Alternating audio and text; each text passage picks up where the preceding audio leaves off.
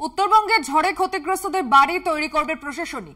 নির্বাচন কমিশনকে টাকা আটকে রাখা নিয়ে প্রশ্ন মমতার। বিজেপির অনুমতির অপেক্ষা না করে অবিলম্বে অনুমতি দিতে অনুরোধ কোচবিহারের সভা থেকে। এই যে ক্ষতি হয়েছে ৫,০০০ বাড়ির, আমরাই করে দেব।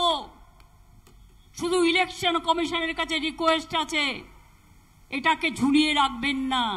মানুষগুলো রাস্তায় পড়ে আছে, স্কুলে পড়ে আছে, তাদের টাকাটা দিতে পারলে সরকার প্রশাসনের হাত দিয়ে দেবে, তাহলে ওদের বাড়িগুলো হয়ে যাবে। আমরা বাড়িগুলো করে দেব, এটা প্রশাসনের সিদ্ধান্ত। আমি এখন যেহেতু ইলেকশনে আছি, এটা প্রশাসন করবে। কেন আটকে রেখেছেন? কেন আটকে রেখেছেন?